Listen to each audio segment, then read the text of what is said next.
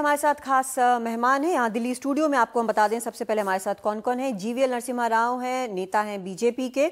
संजय सिंह हैं, political editor हैं फर्स्टपोस्ट.com के। हमारे साथ राजकिशोर तिवारी हैं, पॉलिटिकल एडिटर हैं दैनिक जागरण के। मुंबई से हमारे साथ जुड़ रहे हैं प्रेम शुक्ल, एडिटर हैं दोपहर का सामना से। और एक और खास मेहमान हमारे साथ जुड़ेंगे कुछ देर में। लेकिन सबसे पहले जीवीएल आपसे जानना चाहूँगी कि क्या आपको लग रहा है जिस तरह से बहुमत लेकर बीजेपी आई है उसके बावजूद सहयोगी भी बढ़े हैं, सारा कुछ है, कहीं कोई समस्या नहीं है नंबर्स में, उसके बाद भी क्या स्थिति जो है कैबिनेट को लेकर, मंत्री पदों को लेकर, कहीं कोई डिफिकल्टी नजर आ रही है, मुश्किल नजर आ रही है?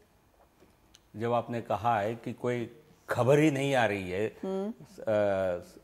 इसकी सरकार की गठन के बारे में, तो क्या मुसीबतें आ रही हैं इसका भी कल्पना करना नहीं, लेकिन मैंने ये भी कहा है कि कैलकुलेशन जो होते हैं अनुभव पर, इसीलिए आप अनुभवी हैं, इसलिए आपको बुलाया। मेरे विचार से किसी प्रकार की इस तरह की आजकल ये लगाने की कोई आवश्यकता नहीं है। मुझे लगता है सरकार की जो गठन होगी बहुत स्मूथ तरीके से होगी और सभी को साथ लेकर चलने वाली होगी। मैं इतना ही कह पाऊंगा। मेरे पास भी कोई जानकारी नहीं है, आपको कहूं तो बहुत सरल तरीके से, बहुत अच्छी तरीके से, इतना शायद किसी सरकार के गठन में इतने सारे कलेक्टिव वे में सबसे बातचीत करके कभी नहीं हुआ होगा, बट बहुत अच्छी ढंग से चल रहा है। इस प्रक्रिया को खत्म होने दीजिए। मेरा सुझाव ये है कि मंडे शाम को, सोमवार 26 तारीख शाम को ये आंकलन करिए, बेहतर होगा मेरे विचार। आप बड़ा पॉलिटिकली सेफ आंसर दे रहे हैं। क्या आप उन लोगों में से हैं जिनको मंत्री पद मिलने वाला है? क्योंकि वही लोग बात नहीं कर रहे हैं। नहीं, ऐसे लोग, बहुत लोग हो सकता है, कई लोग बात नहीं कर रहे हैं। मैं कोई जानकारी नहीं दे रहा हूँ। तो जानकारी जैसे आपने कहा, ये टेलीविजन चैनल्स पर डिबेट करने वाला विषय नहीं है और बहुत स्मूथ ढंग से होगा, बहुत ही सक्रिय रूप से होगा। ढंग से होगा, लेकिन हम तब भी ये जानना चाहते हैं कि आखिर हो क्या रहा है। क्या जो बार बार ये माना जाता है कि नरेंद्र मोदी का जो वर्किंग स्टाइल है, जिस तरह से ये भी कहा जा रहा है कि कुछ मिनिस्ट्रीज, डिपार्टमेंट्स जो हैं वो मर्ज करेंगे, तो इन सब, अगर इनको इस कंटेक्स्ट में हम देखें तो ये मान के चलना ज़रूरी है, ये कैलकुलेट हम कर रहे हैं कि शायद कैबिनेट का साइज़ जो है वो छोटा होगा। लेकिन जब इतने सारे दल हों और धीरे धीरे एक एक करके सब संकेत दे रहे हों कि हाँ भाई हम भी यहाँ पर हैं और हमारे भी इतने नंबर्स हैं, आप बहुमत में हैं, सही बात है, लेकिन हम भी साथ हैं और हमारा एग्जिस्टेंस मैटर करता है, तब कहीं ना कहीं ये साइज़ छोटा रखना मुश्किल हो सकता है। नहीं, देखिए, दो विषय पर मैं आपके ध्यान ले जाना चाहूँगा। एक है मिनिमम गवर्नमेंट, मैक्सिमम गवर्नेंस। ये एक मंत्रा के रूप में मोदी जी ने चुनाव अभियान के जरिए उन्होंने कहा है और उनका मूल मंत्र यही रहा है गुजरात में भी। तो इसलिए सरकार जंबो गवर्नमेंट होगी ऐसी संभावना कम है।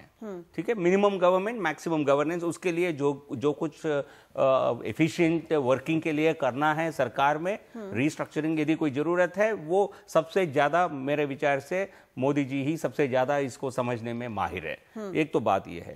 दूसरा, सबको बड़े बड़े मंत्रालय की कोई मजबूरी नहीं है बड़े बड़े साइज गवर्नमेंट रखने के लिए। उनका जो वर्किंग स्टाइल है, गवर्नेंस सबसे, और मोदी जी का जो उनका जो भाषण था, जो एक्सेप्टेंस स्पीच उन्होंने दिया पार्लियामेंट में, उसमें भी उन्होंने साफ साफ कहा है हम लोग यहाँ हैं तो जनता की अपेक्षाओं को पूरा करने के लिए। तो ये इस तरह की लालच नहीं चलेगी। तो इसलिए मुझे लगता है बहुत अच्छे ढंग से होगा। सभी समझते हैं जनता जिस प्रकार की मैंडेट दिया है तो सबको साथ ले चलेंगे और जिस तरह की जरूरत है सरकार गठन में, जिस तरह की साइज की जरूरत है गवर्नमेंट फॉर्मेशन में, वैसा ही होगा। इसमें मेरे विचार से और मेरे प्रेडिक्शन में स्मूथ होगा, बहुत ही स्मूथ होगा। आप मंडे शाम को डिस्कस करेंगे आपसे फिर। ठीक है, मंडे शाम को हम देखेंगे। वैसे आपने एक पिक्चर जो है, ओवरऑल पिक्चर जरूर दे दिया है। यहाँ पर हमारे साथ एक और मेहमान जुड़ गए हैं। रामचंद्र पासवान हैं, सांसद हैं और नेशनल वाइस प्रेसिडेंट हैं एलजेपी के। रामविलास पासवान की पार्टी जो है, उनकी पार्टी के वाइस प्रेसिडेंट भी हैं। प्रेम शुक्ल जी, आपसे हम जानना चाहेंगे, जो इंटरव्यू जो हमने देखा है उद्धव ठाकरे का, उसमें कहा गया है कि कैसे हो सकता है कैबिनेट का साइज छोटा, लेकिन यहाँ पर जीवीएल साफ तौर पर कह रहे हैं कि नहीं, ऐसा नहीं है और सब समझते हैं, सब समझदार हैं। तो क्या उम्मीद करें, समझदारी ना या समझ के भी ना समझने वाली बात, इंडिकेशन क्या है? हम तो ये मतलब लगा रहे हैं कि जब आप कहते हैं कि भाई पिछली बार हमारे इतने मंत्री थे और सांसद इतने थे, इस बार हमारे सांसद बढ़ गए हैं, तो साइज छोटा कैसे हो सकता है कैबिनेट का? क्या मतलब क्या लगाएं फिर हम? देखिए, एक तो पहले बुनियादी बात है कि शिवसेना, भारतीय जनता पार्टी या गठबंधन वो वैचारिकता की बुनियाद पर है, सत्ता लोभ की बुनियाद पर नहीं है। 1999 में जब भारतीय जनता पार्टी के पास में सत्ता के गठन के लिए एक ऐसा समय आ गया था कि जयललिता पार्टी छोड़कर चली जा रही थी, गठबंधन छोड़कर चली जा रही थी और सरकार गिरा रही थी, तब शिवसेना प्रमुख जी ने स्वयं कहा था कि यदि आवश्यकता हो तो हमारे जो विभाग हैं वो आप जो है जयललिता जी को दे दे, लेकिन सरकार ना गिराएं। तो हम भारतीय जनता पार्टी को किसी प्रकार की समस्या हो इस तरह का कदम तो शिवसेना कभी विचार नहीं करती। लेकिन ये निश्चित है कि आपका जो है कैबिनेट छोटा होना चाहिए, लेकिन सर्वसमावेशी होना चाहिए। सर्वसमावेशी होते समय यदि कभी आवश्यकता पड़े तो कैबिनेट का आकार थोड़ा बड़ा भी हो जाए तो कोई बात नहीं है, लेकिन जो है वो सारे जो गठबंधन के सहयोगी दल हैं उनको जो है भारतीय जनता पार्टी के प्रति जो है उनका लगाव बढ़ा रहे, किसी प्रकार का मन में किसी के ये संकोच ना रहे। तो यदि ऐसा करते समय थोड़ा सा मंत्रिमंडल का साइज जो आप सोचते हो उसे थोड़ा बड़ा भी करना पड़ जाए तो कोई संकोच नहीं करना चाहिए। मूल बात यह है कि जो भी सरकार आपकी बने वो सुशासन के प्रति प्रतिबद्ध होनी चाहिए। तो मुझे लगता है कि इसमें जो उद्धव ठाकरे जी का जो बयान है उसमें कोई किसी प्रकार की सत्ता लोभ के कारण कोई बात नहीं रखी गई है, न कोई निगोशिएशन किया जा रहा है और ना ही किसी प्रकार की अड़चन उत्पन्न करने की हमारी कोई मंशा है। बहुत एकदम जिसको कहते हैं ना संजय जी, राजकिशोर जी, मुझे लगता है बड़ा एक टिपिकल जो भारतीय वाला जो एक होता है ना कि जरा खिसक जाइए, खिसकते खिसकते बंदा जो है वो कुर्सी से गिर जाता है, वो हिसाब किताब। तो यहाँ प्रेम शुक्ल जी जरा करके पूरी की बात कर रहे हैं। आप जो बोल रहे हैं प्रेम शुक्ल जी, उसका सीधा सा ये मतलब है कि भाई ठीक है, आपका विचार ये अपनी जगह होगा, लेकिन हमें भी ये जगह चाहिए। साफ तौर पर दावेदारी लगती है। नहीं, निश्चित तौर पर हम राष्ट्रीय जनतांत्रिक गठबंधन के इतने पुराने घटक दल हैं। तो क्या भारतीय जनता पार्टी नहीं चाहिए कि हमको साथ रखे? और ये तो पहले ही संकेत दिया हुआ है ना। और हम जब आपके पास नंबर्स नहीं थे तब उस समय भी हमने कभी सत्ता लोभ को जो है आड़े नहीं आने दिया। हम यही बता रहे हैं ना आपको। तब हम आपसे ये कह रहे थे कि हमारे विभाग आप ले लीजिए, लेकिन सरकार को बचाए रखिए। आज बहुत अच्छे दिन आए हैं, बहुत अच्छे दिन आए हैं, तो अच्छे दिन में हम भी आपके साथ रहे। तो ये बात करना मुझे लगता है एक और तरह से ये ट्रांसलेट होता है कि हमने पहले आपके ऊपर काफी एहसान किए हैं, अब उसका बदला हमें चाहिए। एहसान की बात नहीं है। देखिए, ये बहुत छोटी बात होगी। हम जब अपने मित्र के साथ कहीं खड़े होते हैं तो एहसान का तत्व कहाँ होता है? हम तो वैचारिक स्तर पर आपके साथ खड़े हैं, हर तरीके से खड़े हैं। भारतीय जनता पार्टी के किसी भी प्रकार के आपत्ति के काल में यदि कोई बहुत वैचारिक ढंग से दृढ़ता के साथ खड़े रहने के लिए संकल्पबद्ध दल है, लेकिन एक चीज बताइए प्रेम शुक्ल जी, आप साथ खड़े हैं, सब कुछ ठीक है, पहले भी बहुत कुछ किया है, लेकिन क्या ये माने कि आज आपके मित्र को ये सूट नहीं कर रहा है? उसके जो प्लान्स हैं, उसकी जो योजनाएं हैं, उसको जो एस्पिरेशंस लेकर चलना है, वहां पर ये फिट नहीं कर रहा है, फिर आप क्या करेंगे? आप बाहर रहने को तैयार हैं? हमने तो कहा ना, अगर नरेंद्र मोदी जी को हमको बाहर रखने से लाभ दिखाई देता हो तो हम लोग तो पहले जब उस समय भी बाहर खड़े रहने को तैयार थे। जब सारे लोग कौन सा मंत्रिमंडल और कौन सा विभाग चाहिए उसके लिए सौदा कर रहे थे। ठीक है, रामचंद्र पासवान जी, आप लोग भी बाहर रहने को तैयार होंगे? नहीं, अभी तो बाहर रहने का, जब हम लोग साथ में एनडीए गठबंधन में चुनाव लड़े और देश के, प्रदेश के और अपने जो कंस्टिट्यूएंसी के मतदाता हैं उनका जो भी डिमांड था, जो आश्वासन दिए थे, तो ये तो आश्वासन हम तभी पूरा कर सकते हैं जब हम मोदी सरकार के साथ में रह करके उनसे हम उनके वादा को हम पूरा करवाने का कोशिश करें, काम करें। उसके बिना कोई उपाय नहीं है। कोई उपाय, सांसद रहते हुए कुछ काम नहीं हो पाता? नहीं, सांसद रहते हुए काम होता है। काम होता है, विपक्ष में भी लोग रह करके काम करते हैं। लेकिन जब हम सत्ता भागीदारी की बात करते हैं और जब बात करते थे और हम जब एक दूसरे के पार्टनर के रूप में हम सहयोग कर करके अपना वोट दिए और लेने का भी काम किए हैं, तो फिर आज सरकार बनने के बाद हमको बाहर रहने का कोई औचित्य नजर नहीं आ रहा है। हाँ, ठीक है। संजय जी, मुझे लगता है कि अब मुझे एक जो वहां पर जो बैठकों में जो हो रहा होगा, जिस तरह की माथापच्ची हो रही होगी, मुझे हल्का हल्का एहसास हो रहा है, आपको भी लग रहा होगा? देखिए, दो बड़ी इंटरेस्टिंग चीज है। आपने वो प्रेम शुक्ला जी ने कहा और रामचंद्र जी ने कहा। रामचंद्र जी का जो अभी कह रहे हैं और 2 दिन पहले जो रामविलास जी ने संसद के केंद्रीय कक्ष में जो कहा था, वो दोनों में अलग अलग बातें हैं, विरोधाभास भी है।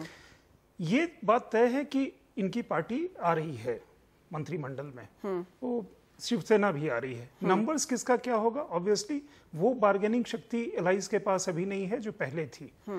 विभागों के बंटवारे में भी ये हो सकता है कि किसके पास अहम होंगे, किसके पास वो होंगे, लेकिन बहुत सारे चीज एक इसमें दूसरी चीज भी देखते हैं। एक चीज बीजेपी की तरफ से तय है कि एलाइज को वो छोड़ेंगे नहीं, क्योंकि दो चीज है कि मंत्रिमंडल में विविधता भी होनी चाहिए, लोगों का विल जो है पॉपुलर विल इतना बड़ा उसका रिफ्लेक्ट होना चाहिए, रीजन का रिप्रेजेंटेशन होना चाहिए, और जो एलाइज पहले से हैं या अभी हैं या प्रोस्पेक्टिव जो होंगे, क्योंकि बहुत सारे समय में संख्या की भी जरूरत होती है, वो चाहिए। जैसे 6 सीटें, जब इनको 7 सीटें दी गई थी बिहार में, तो बहुत सारे लोग ये भी कह रहे थे कि 7 सीट के पार्टी का वो नहीं है, मतलब जनाधार उतना नहीं है। तो एलाइज के प्रति बीजेपी उदार है, उस समय ये चीज कही जा रही थी। अब उदारता होती है या संकोच वो करते हैं संख्या देने में। जो आपने एक और बात शुरू में ही कही थी कि ये जो पत्रकारिता अभी हो रही है वो पहुंचे निकले तो ये बड़ा इंटरेस्टिंग हमें वो शब्द लगा कि पहुंचे निकले। जो एक्चुअल प्रोसेस है वो सही बात है। देखिए, एक कुछ नाम को छोड़ करके, क्योंकि आप एक समय से व्यक्ति समझते हैं, पार्टी समझते हैं, सरकार समझते हैं, तो एक सामान्य कयास है कि ये होंगे और ये नहीं हो सकते, या ये यहाँ जा रहे हैं उनके रिश्तों को देख करके। अब स्थिति एक और भी दूसरी वो बन रही है कि मान लीजिए राज्यसभा के बहुत सारे इंपॉर्टेंट लोग हैं जिन्हें आना है, तो इतनी बड़ी संख्या में वहां से कितने लोग एडजस्ट होंगे। अब एक नाम जैसे मान लीजिए अरुण शौरी का लगता है कि उनका पक्का है, वो भी इसलिए पता चला क्योंकि अरुण शौरी के लिए एक राज्यसभा सीट की तलाश की जा रही थी कि कर्नाटक में जैसे वो खाली हो रहा है, उसमें से एक बीजेपी को मिलेगा, एमपी में एक खाली हो रहा है, उसमें से एक कैजुअल वैकेंसी है वो मिलेगी। तो एक नाम लगा कि ये पक्का है। वो आएंगे तो कहाँ आएंगे, तो फाइनेंस मिनिस्ट्री या इकोनॉमिक पोर्टफोलियो या उस तरह की चीजें। एक्चुअल प्रोसेस जो है वो कल से शुरू होगा। तो ये जो अभी का वो देख रहे हैं ना, सडनली मतलब वो बहुत प्रेम की भाषा है। देखिए, ये टकराव की भाषा नहीं है, प्रेम की भाषा। कहेंगे तो हम उनको लाभ अगर दिखता है तो हम बाहर आएंगे, लेकिन इसमें एक सटल मैसेज है। वो मैसेज है, बहुत ज्यादा सटल भी नहीं है। हाँ, बहुत ज्यादा सटल भी नहीं है, लेकिन वो मैसेज है प्यार की ही भाषा में। मतलब प्यार से ही वो मैसेज दिया जा रहा है, लेकिन वो मैसेज दिया जा रहा है और लाउड एंड क्लियर वो मैसेज है। तो इसलिए वो उतना भी सरल नहीं है जैसा जीवीएल वो कह रहे थे। स्मूथ होगा, इसमें कोई संदेह नहीं। सबको साथ लेकर के, सबके साथ विचार विमर्श करके होगा, इसमें मुझे थोड़ा संदेह है। जीवीएल, आपको लगता है कि प्यार में जैसा कि कह रहे हैं कि प्यार की भाषा है, बहुत मुश्किल हो जाएगी? कोई मुश्किल नहीं है, आप थोड़ा इंतजार कीजिए। ये सारा जो इंतजार तो हम कर ही रहे हैं, हम आपकी राय जानना चाहते हैं। ये जो बातचीत है वो शीर्ष नेतृत्व के लेवल पर होती है। तो उनके अलाइज की जो पार्टी की वहाँ की अध्यक्ष जो हैं, भारतीय जनता पार्टी के अध्यक्ष से बात करेंगे उस लेवल पे। ऐसा नहीं है कि जो भी निर्णय करना है, मुझे लगता है कल का दिन है, परसों का दिन है, तो सॉर्ट आउट हो जाएंगे। इसमें कोई किसी प्रकार की नहीं। क्या आप इसलिए इतने निश्चिंत हैं क्योंकि जो स्थिति है फिलहाल, कोई भी आर्म ट्विस्टिंग नहीं कर सकता, आपके पास इतने नंबर्स हैं, शायद इसलिए ज्यादा निश्चिंत हैं? ये भी नहीं है। एक भाजपा जो संकेत मिल रहे हैं कि मतलब सबको साथ लेकर चलेंगे, अपने आप समर्थन होने के बावजूद, बहुमत होने के बावजूद सबको साथ में ले चल रहे हैं, ये बहुत बड़ी एक अच्छी मैसेज है। तो इसमें किसका क्या योगदान रहेगा, ये मैसेज तो यही रहेगा कि हम सब मिलके एक सरकार, ये जो चुनाव लड़ा गया, इसके सिर्फ एक सरकार में पद लेने के लिए तो नहीं लड़ा गया। एक मैंडेट है, एक विजन है। जनता को जो वो सीरियसनेस जो है, हमारे पास 5 साल की जो मैंडेट है वो जनता की अपेक्षा है वो पूरे करने के लिए है। ये सिर्फ न सिर्फ हर एक उम्मीदवार की पर्सनल अपेक्षाएं को पूरे करने के लिए नहीं है। ये मैसेज है सबके पास, ये मैसेज है, ये कल भी रहेगा, अगले दिन भी रहेगा। बड़ा पॉइंट है, ये बड़ा पॉइंट है। इस पर संजय आप बोल लीजिए, फिर राजेश कह रहा था कि बीजेपी अपने दम पे है। बीजेपी अपने 31% जैसे होती है, एलाइज को मिला देती है तो लगभग 40% का वो रिप्रेजेंटेशन पहुंच जाता है। तो ये इंपॉर्टेंट है कि उसमें वैरायटी और पॉपुलर विल का लार्जर रिफ्लेक्शन के लिए वो लोगों को रखें। बाकी तो जो नंबर्स हैं, पोर्टफोलियो क्या होगा, वो जो चीजें हैं वो तो अलग है। राजकिशोर जी, क्या माने हम कि जिस तरह से जो यहाँ पर जीवीएल कह रहे हैं कि एस्पिरेशंस की बात है, लोगों की उम्मीदों की बात है, उसको ही पूरा करना, और जिस तरह से आज मैंने सुना कि जो सांसद हैं उनके बायोडाटा मंगाए जा रहे थे कि क्या क्या कर सकते हैं, अगर उनको हमने अपॉइंट किया तो कहीं बाद में कुछ और ना हमको सुनना पड़ जाए। क्या हम ये माने कि कहीं एडजस्ट करने में और एस्पिरेशंस, लोगों की उम्मीदों पर खरा उतरने के लिए एक तरफ तो बीजेपी है जिसके अपने खुद के इतने सांसद हैं, क्या वो कहीं ना कहीं उनको नुकसान होगा जो वो उम्मीद कर रहे हैं कि हमें मिले कोई मिनिस्ट्रियल बर्थ मिले या एमओएस हम बन जाए या फलाना बन जाए चिलाना बन जाए, और जो एस्पिरेशंस की बात है उसको लेकर कहीं एलाइज का नुकसान हो जाए कि भाई आप हमारे एस्पिरेशंस को पूरा करने में आप खरे नहीं उतर रहे। कॉन्ट्राडिक्शन यहाँ पर दो जगह दिख रहे हैं। देखिए, केंद्रीय संसद कक्ष में 2 बातें कही थी नरेंद्र मोदी ने, अगर आप याद ध्यान रखें। पहले उन्होंने कहा था कि हमारे पास सीटें हों चाहे जितनी, लेकिन एलाइज अगर हमारे पास मतलब सीटें अगर कम होती तो भी हम एलाइज को जितना प्रतिनिधित्व दे रहे थे उतना अब भी हम देंगे। हमारे लिए वो उतने ही अहम हैं। लेकिन दूसरी तरफ उन्होंने एक बात और कही थी कि हम यहाँ डिलीवर करने आए हैं, जनाकांक्षाओं की पूर्ति करने आए हैं। और तो इन दोनों बातों में आप देखें तो दोनों में मैसेज था कि ठीक है, आप हमारे लिए महत्वपूर्ण तो हैं, लेकिन जनता के लिए जो हमें काम करना है, जो मैकेनिज्म है, वो हम अपने हिसाब से ही बनाएंगे।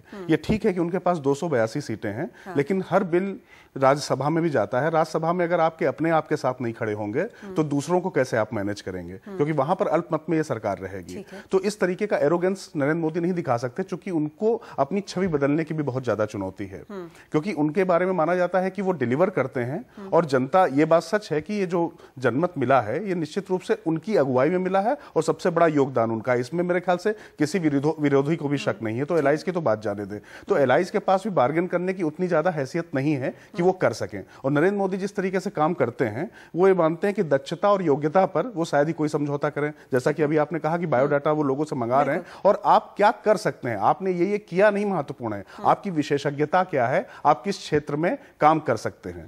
जब वो कहते हैं कि 5 साल बाद हम यहां पर हिसाब देंगे आके 2019 में, तो जब वो खुद हिसाब देने को तैयार हैं तो ये सबके लिए मैसेज होता है कि आपसे भी हिसाब लिया जाएगा, मांगा जाएगा। तो वो चाहे एलाइज हो चाहे इनके लोग हो। अब बात आती है नंबर की, तो नंबर अगर आप देखें तो जिस तरीके का मैंडेट मिला है, और उन्होंने जब पहले ही कह दिया है कि मैक्सिमम गवर्नेंस और मिनिमम गवर्नमेंट, तो उसमें वो एक सीमा के बाद वो नहीं कर सकते हैं, क्योंकि वो बहुत अपेक्षाएं जगाकर आए हैं। उनसे लोग डिलीवरी की बात कर रहे हैं और तुरंत उन पर सवाल उठेंगे। मसलन अगर वो नवाज शरीफ को बुलाते हैं, तुरंत कांग्रेस जैसे लोग भी वो कहते हैं कि देखिए, ये तो पहले नवाज शरीफ को मियां शरीफ कहते थे और अब उनको बुलाने गए तो अलग क्या कर रहे हैं। तो उन पर सवाल भी बहुत ज्यादा उठेंगे, इसलिए वो बहुत सतर्क तरीके से आगे बढ़ेंगे। लेकिन मुझे लगता है कि जिस तरीके का अभी जो चर्चाएं चली हैं, तो चाहे शिवसेना हो, चाहे एलजेपी हो, या कोई दूसरा दल हो, चाहे अकाली दल हो, अकाली दल की नाराजगी से जाहिर हो गया है कि उनको वांछित सीटें नहीं मिल रही, हम शामिल नहीं होना चाहते हैं। जबकि नरेंद्र मोदी के सामने सबसे ज्यादा कसीदे गढ़ने में लगातार ये लोग आगे रहे। शिवसेना तो कभी कभी आलोचना भी करती रही है, एलजेपी भी बाद में आई है, लेकिन अगर अकाली दल को देखें तो सतत उनकी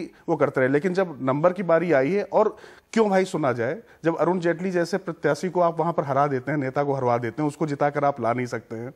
और अगर आप नरेंद्र मोदी के बूते ही अपनी नैया पार लगाना चाहते हैं तो उनको सुनने की आवश्यकता भी नहीं है। लेकिन इसके पीछे वही बात जो आ रही है कि अगर आपके एलाइज आपसे रूठते हैं तो फिर आपके लिए बहुत समस्या होगी, बाहर एक मैसेज गलत जाएगा। नहीं, प्रेम शुक्ल जी यहाँ पर जो बोल रहे हैं, महाराष्ट्र में अभी विधानसभा चुनाव भी होने हैं, तो क्या हम ये माने कि इनके जो दावे हैं, शिवसेना के जो दावे हैं और जो मांगे हैं, उनको पूरा करने के अलावा कोई रास्ता नहीं है? नहीं, देखिए, मांगे मुझे लगता है कि इनको भी समझना पड़ेगा, क्योंकि जब वो समझाएंगे कि अगर सरकार बनानी है महाराष्ट्र में, तो महाराष्ट्र में जब सरकार बनती है तो शिवसेना का मुख्यमंत्री होता है।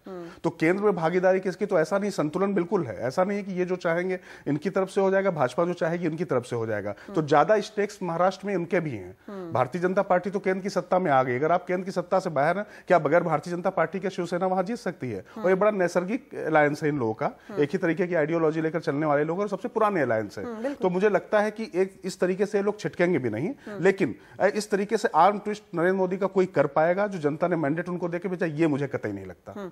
यहाँ पर संजय आपसे एक चीज जानना चाहती हूँ, यहाँ बहुत सारी चीजें, लेकिन हम इसको क्या मान के चलें कि किसी फॉर्मूला के तहत मिनिस्ट्री बांटी जाएगी, या फिर देखा जाएगा कि कहाँ पर किसके प्रोस्पेक्ट्स हैं? और जैसा कि प्रेम शुक्ल कह रहे हैं कि हम इतने सालों से साथ हैं और वगैरह वगैरह, हम मुश्किलों में साथ रहे हैं, क्या होगा ये आगे के प्रोस्पेक्ट्स देखकर, या कोई फॉर्मूला कि भाई इतने सांसद आए तो इतने सांसदों पर इतने मंत्री, क्या होगा ये? देखिए, एक फॉर्मूला तो पहले चलता था कि 5 पे एक कैबिनेट मिनिस्टर और एक एमओएस, उस तरह का एक फॉर्मूला 10 पर 1 अब उस तरह का एक फॉर्मूला वो एनडीए के समय भी चला है और यूपीए के समय भी चला है, लेकिन उन दोनों समय में मजबूरी ये थी कि दोनों ही पार्टियों को, कांग्रेस या बीजेपी को, अपने बल पे बहुमत नहीं था।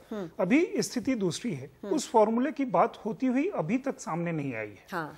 तो इसलिए एक ब्रॉड ये होगा, मान लीजिए 29 पार्टियां हैं, 10 पार्टी अंदर आई हैं, उसमें से हो सकता है, जैसे उस दिन वो निफेरियो रियो का जो नागालैंड के हैं उनकी बहुत तारीफ वो कर रहे थे, सडनली वो एमडीएमके को उन्होंने सिंगल आउट किया, या रामविलास पासवान जी के लिए वो देख रहे थे कि वो कहाँ गए। ये हो सकता है कि उस बूते पे नंबर के बगैर भी कुछ चीजें हों। नंबर में जैसे शिवसेना इतना पुराना लाई है, शिवसेना की कुछ बातें रखी गई विधानसभा ये पार्लियामेंट्री इलेक्शन में, जैसे एक समय में शरद पवार आना चाहते थे, उनके रिजर्वेशन थे और जायज भी वो प्रूव हुए, क्योंकि उनका कहना था कि अगर वो आएंगे तो अंत में मतलब उनके खिलाफ जनता में आक्रोश है और लेकर के हम खराब होंगे। वो सही था। राज ठाकरे का मुद्दा आया, राज ठाकरे को वो रोका गया, मतलब उस तरह की चीजें हुई हैं। लेकिन ये जो सरकार वो होगी, वो सरकार मोदी के नाम पे जो डिलीवरी है वो मोदी के नाम पे, ऑफ कोर्स वो सबके साथ वो करेंगे। तो इसलिए सीधा फॉर्मूले के बजाय मुझे लगता है कि उसमें से वो लोग निकालेंगे। एक तरह से देखिए, जो एनडीए की सरकार थी तो उसमें एलाइज से कुछ बड़े अच्छे मंत्री आए, उसमें ठीक है रामविलास पासवान भी एक एक्टिव वो थे, मुरसोली मारन थे, नवीन पटनायक थे, नीतीश कुमार थे, सुरेश प्रभु थे। ये अच्छा इन लोगों ने काम किया, काफी अच्छा काम किया। एलाइज में भी एक टैलेंट पूल है। तो बीजेपी के अंदर के बाहर के जो टैलेंट पूल उनको दिखता है, या कहीं उनके पर्सनल वो प्रेफरेंसेस होंगे, तो उनको वो उस तरह से पिक करेंगे। तो मुझे ये फॉर्मूले से ज्यादा वो जो पर्सनल केमिस्ट्री वाली बात होगी या डिलीवरी वाली चीजें होंगी, वो मुझे लगता है कि ज्यादा साकार होंगी बनिस्बत की सीधे सीधे वो फॉर्मूला वाला जो सिस्टम था, वो सिस्टम शायद नहीं इस बार काम करे। प्रेम शुक्ल जी, आपसे जानना चाहते हैं कि लगातार आप लोग लाई भी रहे हैं और जिस तरह से साथ साथ चले हैं, आप बोल रहे हैं कि काफी सालों से साथ में रहे हैं, मुश्किलों में काम आए हैं, लेकिन जो पुराने नेताओं का, बीजेपी का जो काम करने का तरीका था और आज जो नरेंद्र मोदी हैं, उसको एक तरह से सब लोग अभी तक कुछ भी कयास भी जो लगा रहे हैं वो सिर्फ कयास ही है। लेकिन आप लोग जब साथ में काम करते हैं तो एक फेयर आइडिया होता है कि किसके दिमाग में हो सकता है क्या चल रहा हो, किस लेवल से क्या बात कही जा रही है। आपको क्या लगता है कि क्या फॉर्मूला के तहत आपको कुछ दिया जा सकता है, या आगे जो प्रोस्पेक्ट्स हैं उसके तहत कुछ दिया जा सकता है, या पीछे जो काम किया उसके तहत कुछ दिया जा सकता है? क्या अंदाजा लग पा रहा है आज की तारीख में आपको? नहीं, हम लोग लेन देन को लेकर कोई बहुत ज्यादा जो है हम सशंकित नहीं है। हमको एक दूसरे के प्रति बहुत विश्वास है, और इस विश्वास के नाते ही जो है कभी भी शिवसेना और भारतीय जनता पार्टी के बीच पिछले 25 वर्ष के रिश्तों में सत्ता की साझेदारी को लेकर किसी प्रकार का संघर्ष हुआ हो, इस तरह का आपको एक भी उदाहरण नहीं मिलेगा। जब कहीं भारतीय जनता पार्टी को आवश्यकता पड़ी, शिवसेना साथ खड़ी रही, और शिवसेना के साथ भारतीय जनता पार्टी भी खड़ी रही। ये कोई एक तरफा बात नहीं है। तो मुझे लगता है कि समन्वय साधने में किसी प्रकार की कठिनाई नहीं होगी। शिवसेना पक्ष प्रमुख आदरणीय उद्धव ठाकरे जी और नरेंद्र मोदी जी की वार्ता के बाद मुझे लगता है कि फॉर्मूले इत्यादि की आवश्यकता नहीं है। प्रेम शुक्ल जी, अगर आप कह रहे हैं कि समन्वय साधने में, एक तालमेल बिठाने में कोई समस्या नहीं होगी, यानी कि जो बात आपके नेता कह रहे हैं कि इस बार हमारे 18 सांसद हैं, 15 सांसद होने पर हमको 3 मंत्री पद मिला था, उससे क्लाइंब डाउन की भी पूरी संभावना है, क्या हम ये मान के चलें? देखिए, आदरणीय उद्धव ठाकरे जी को यदि नरेंद्र मोदी जी यह कह दें कि आप जो है मंत्रिमंडल में नहीं बैठेंगे तो हमारी सरकार अधिक सशक्त होगी, तो आदरणीय उद्धव ठाकरे जी इस चीज को लेकर आग्रह करने वाले सत्तालोभी व्यक्ति नहीं है। लेकिन हमारे आपके साथ बैठने से मंत्रिमंडल और सुदृढ़ होता है, महाराष्ट्र में हमको और अधिक अवसर बढ़ते हैं, राष्ट्र में भी जो है संदेश उचित जाता है, तो हम साथ बैठेंगे। तो इसके लिए कोई किसी प्रकार की निगोशिएशन या सौदेबाजी, इसकी गुंजाइश दोनों के संबंधों में नहीं है। और दोनों के संबंधों में जो है सीधी सीधी वार्ता है मोदी जी की और उद्धव जी की, तो किसी प्रकार की कोई अड़चन या बाधा नहीं आएगी। लेकिन हम अपनी बात तो निश्चित तौर पर पहले भी रखते रहे हैं, आज भी रखेंगे। वाजपेयी जी के सरकार के दौरान भी हमें जब कुछ कहना होता था शिवसेना प्रमुख जी को, तो बहुत स्पष्ट शब्दों में कहते थे, और उसको आडवाणी जी और वाजपेयी जी मानते थे। मोदी जी राजनाथ सिंह जी से भी इसी तरह के रिश्ते हैं, उसमें किसी प्रकार की मुझे लगता है कोई फॉर्मूला जो है आड़े नहीं आएगा। अब देखिए कदमनी, जैसे मैं एक छोटा सा इंटरवेंशन करूं, अब जैसे सुरेश प्रभु हैं, उन्होंने यूपीए 1 में, सॉरी एनडीए के उस शासनकाल में अच्छा काम किया। उनको उस समय में बाल ठाकरे ने विड्रॉ कर लिया था। उसके बाद उन्होंने बहुत सारे क्षेत्र में, जैसे आजकल वो पानी में काम कर रहे हैं, तो उनकी उपयोगिता वहां होगी इस सरकार में। वो मंत्री बन के आते हैं या किसी एडवाइजरी फॉर्म में होते हैं या कोई टास्क फोर्स बना करके आते हैं, उस तरह के लोगों की उपयोगिता होगी। तो इंडिविजुअल्स भी बहुत सारे उस तरह से सेलेक्ट किए जा रहे हैं कि ये इंडिविजुअल्स हैं। जैसे ई श्रीधरन वो हैं, केरला से हैं, वो मंत्री होकर के वो भी बात है, ये बड़ी चीज है। आप टेक्नोक्रेट्स की भी बात करें, ये बड़ी चीज है, क्योंकि हम बार बार ये सुन रहे हैं कि टेक्नोक्रेट्स को भी स्थान मिलेगा। और जब आप टेक्नोक्रेट्स को भी ला रहे हैं, आपके इतने सांसद भी हैं, आपके इतने सहयोगी भी हैं, आप टेक्नोक्रेट्स को भी लाना चाहते हैं, फिर क्या वो फिर कहाँ पे वो फिक्स होता है, कैसे ये तालमेल बैठता है? उसमें एक फॉर्मूला ये आ रहा है, इसलिए फिर वो राज्यसभा वो इंपॉर्टेंट हो जाता है, क्योंकि ऑलरेडी वहां एक लंबी लिस्ट है। राज्यसभा में जो लोग हैं, अरुण जेटली हैं, वेंकैया नायडू हैं, रविशंकर प्रसाद हैं, वो तमाम मुख्तार अब्बास नकवी हैं और तमाम लोग हैं।